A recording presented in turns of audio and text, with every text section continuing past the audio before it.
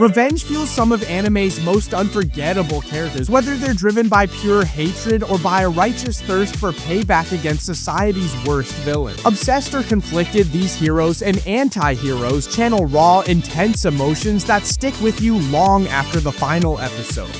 Let's dive in.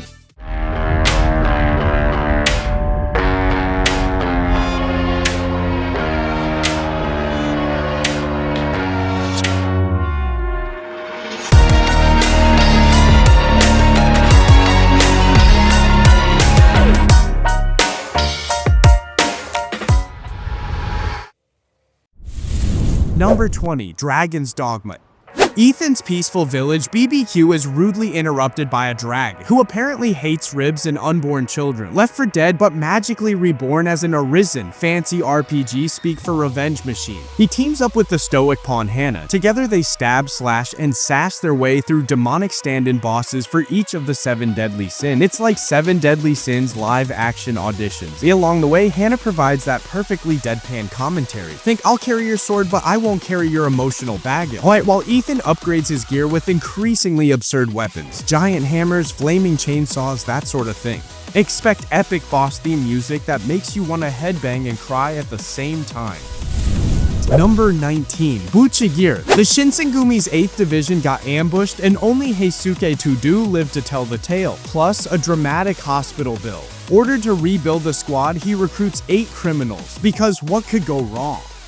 One refuses and meets a very uncivil executioner named Sakuya. Cue team building montages, sword fights, and lots of rage-fueled listen here buddy speeches. Each convict brings a hilariously problematic skill to the table. The pyromaniac chef who can't stop making flambe, the poet who recites haikus mid-duel, and the wanderer who refuses to drop his traveling tea set even in the thick of battle. As they train under Todo's exasperated leadership, they gradually transform from bumbling outlaws into a blade-wielding brotherhood, or at least a semi-organized band of sword enthusiasts.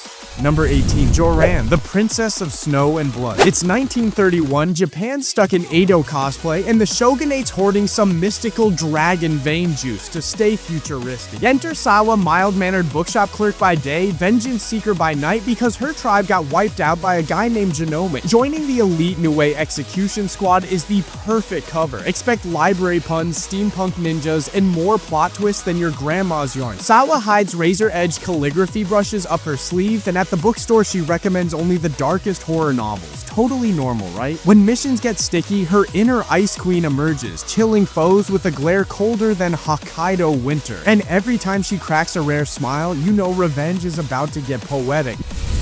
Number 17. Failure Frame. Kukamomori rolls a D-rank worthless hero in a fantasy world, until those useless status ailments crush every enemy.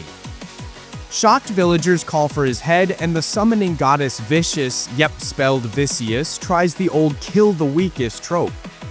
Well, Tuka's paralysis and poison combo is so good, it's basically cheating. Now he's on a divine manhunt. Spoiler, gods taste like chicken. He ambushes demigods with well-timed paralyzed grenades, sets up poison-tipped banana peels, and leaves taunting notes. Eat me if you can't, we scrawled on their thrones. His monotone narration, today's lunch, one goddess lightly seasoned, makes every world-hopping showdown oddly hilarious.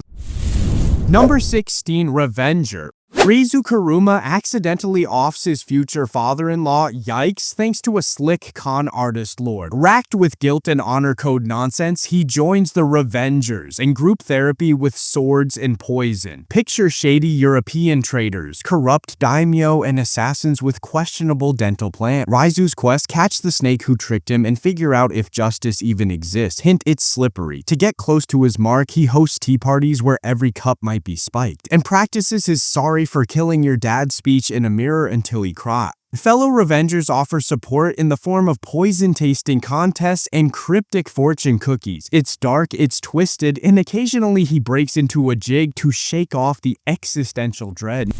Number 15. Ninja Kamui. Joe Logan's dream life DIY home improvement family BBQs gets wrecked when his old ninja clan crashes the party and murders his wife and kid. Joe survives because plot armor is real, wakes up in a hospital, and immediately goes full shadow mode. He teams up with two detectives who might be the only people braver or more clueless than he is. Expect shurikens, hospital gown issues, and a revenge tour that hits harder than a throwing star to the forehead. Joe's stealth strikes include popping out of mailboxes, deploying smoke bombs in IKEA-style layouts, and whispering surprise in multiple languages. The detectives chase clues like, why is there a kunai in the vending machine? Until Joe finally says, trust me, I got this. Cyan proceeds to disassemble an entire crime syndicate with nothing but a toothbrush and sheer ninja panache. Malevolent spirits. Mononogatari. Tsukumogami are basically haunted household items, usually chill. Hyuma Kunato, however, lost it after a tragic spirit encounter and opts for full Chuck Norris mode on everyone he meets. His grandpa's like, chill bud, and sends him to live with Botan, whose family is 6 Tsukumogami deep. If you love the idea of a ghost rodeo with emotional healing montages and cheeky banter, this one's your jam. Hyuma shows up swinging a broom like it's a samurai katana, while the Tsukumogami sass him with toaster toast-outs and possessed remote control rebellions. Botan acts as the spirit translator, eye-rolling at every boom headshot moment. Underneath the chaos, there's a tender bond forming. Hyuma learns some spirits just need a hug, not a roundhouse kick. Helck. After slaying the Demon King, Helck, a human hero, gate crashes the successor tournament. Because why not? The Demon Princess Vamirio thinks he's the worst human ever and wants him toast, until he keeps winning matches with style points for most brooding. When humans start ghosting villages, she wonders if her new pal, Helck, is the hero or the hidden villain. It's like The Bachelor, but with more horns and fewer roses. Helck's signature move is the Philosopher's Slam, where he pauses mid-fight to give a motivational speech, then uppercuts his opponent into next Tuesday. Vamirio stalks him backstage, flips through his battle playlist, does Eye of the Tiger offend you? And begrudgingly admits he might be, sorta, maybe, redeemable? Number 12. Go Loser Ranger. Every Sunday, Earth survives another invasion by the Monster Army. Spoiler, it's all staged for ratings. The bad guys called Dusters get saved from execution, then sent back to microwaved villainy. Enter Duster Sentuan D, who's sick of the sham and wants real stakes. With Rando Ranger Yumeko's help, he hatches a plan to swipe the Dragon Keeper's magic gear. If you like your satire served with giant mechs and a side of did they just say that? So buckle up! Sentuan D's master plan includes prank calls to the fortress, melee fights with rubber chickens, hey morale, and surprise cameos from past villain class. Yumeko's got a secret second identity as the world's worst barista, so every meeting over coffee is a comedic disaster. Would you like a revenge latte with extra betrayal? She asked.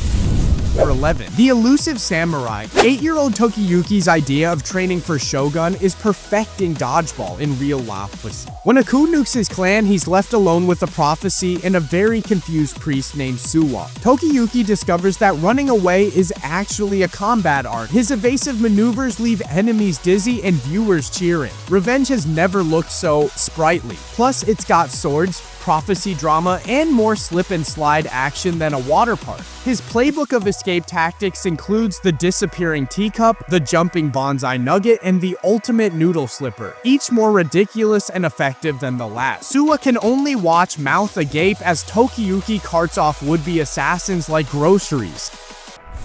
Number 10. Tokyo Ghoul.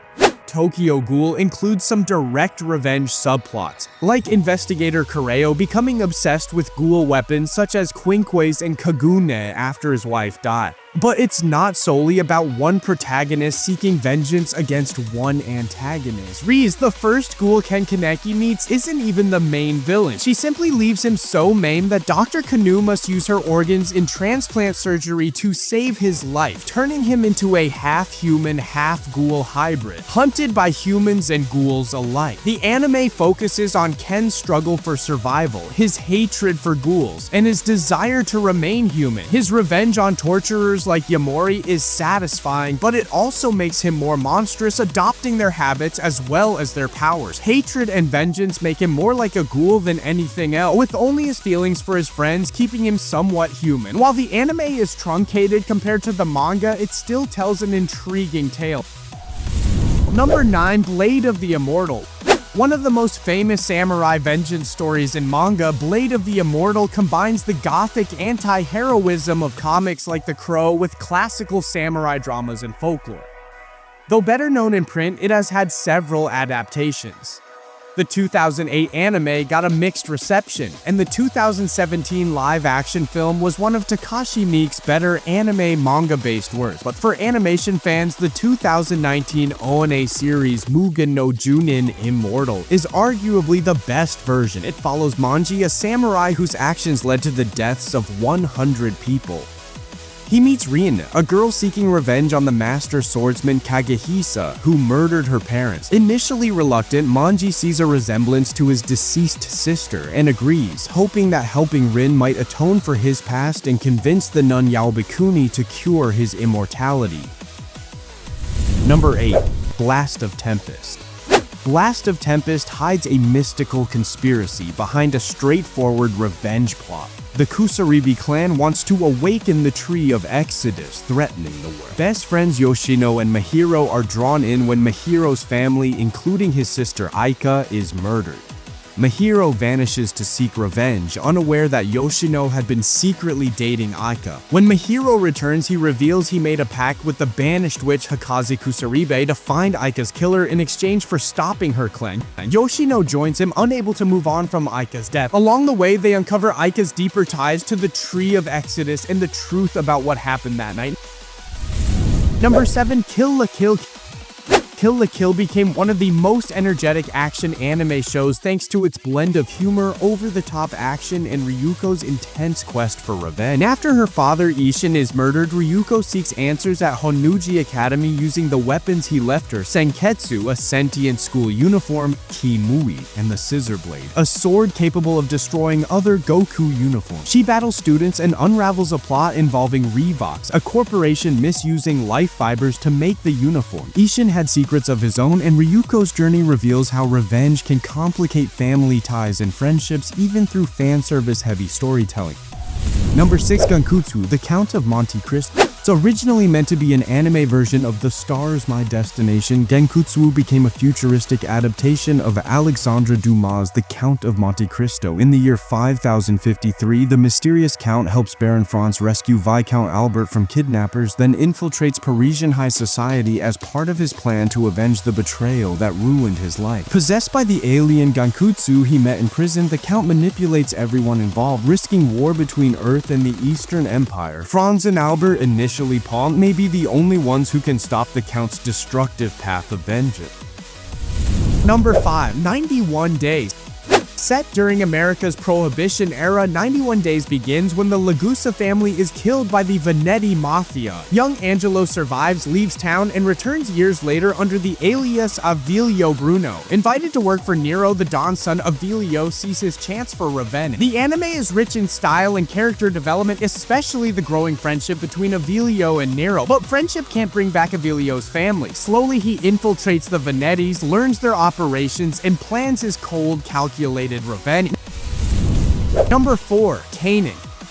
Canaan is a sequel to a specific scenario from the 428 Shibuya Scramble visual novel created by Type Moon. It centers on the rivalry between assassins Canaan and Alfred, former comrades who worked under a mercenary named Syme. Alfred betrayed and shot Syme, whom Canaan saw as a father. Since then, Canaan has pursued revenge, trying to stop Alfred and her biological warfare plots, including the Yua virus. The anime follows their conflict across Shanghai and Western China, as they, along with allies Maria and Minoru, race to stop a new outbreak and end Alfard's scheme. Number 3. Gun X Sword. While Basilisk and Hellgirl delve deeply into complex revenge narratives, Gun X Sword is refreshingly straightforward. On the planet of endless illusions, swordsman Van seeks the Claw Man, who killed his fiancée Elena. Along the way, Van meets others also affected by the Claw Man, including Wendy, a girl searching for her kidnapped brother. The anime blends sci-fi western elements with mecha action. Van pilots the Mech-Dan of Thursday, having linked his life force to it after surviving his near-death encounter. If Dan falls, so does Van, raising the stakes in his path of vengeance. Number 2. Basilisk. Basilisk is essentially Romeo and Juliet with ninjas. Based on the Kuga ninja scrolls, it portrays a deadly feud between the Kuga and Iga clan. When Shogun Ieyasu Tokugawa steps down, he pits the clan's 10 best warriors against each other to determine his successor. This ends a peace treaty and shatters the marriage plans of Genosuke Kuga and Oboro Iga, who must now lead their clans to victory or perish. The series explores how revenge becomes an endless cycle that punishes the innocent as much as the guilty, questioning the very nature of justice and duty. Number 1. Hellgirl. Hellgirl follows Ai, a ghostly figure who runs the Hell Correspondence website. If someone accesses it at midnight, they can submit a name to be sent to Hell. AI will torment the target before dragging them to the underworld. At a cost, the person who made the request is also damned after death. With a tragic backstory that explains how she became Hell's agent of vengeance, Ai is one of anime's most haunting figures. The show highlights how revenge can spiral out of control, especially when people use it for petty or misguided reasons, showing that satisfaction often comes at too high a price. And that wraps up our list of the most intense and unforgettable revenge anime out there. If you enjoyed the video, don't forget to hit that like button, subscribe for more anime breakdowns and rankings, and ring the bell so you never miss an upload. Got a favorite revenge anime we didn't mention, or a moment that gave you chills? Drop it in the comments, we'd love to hear your thoughts. Thanks for watching.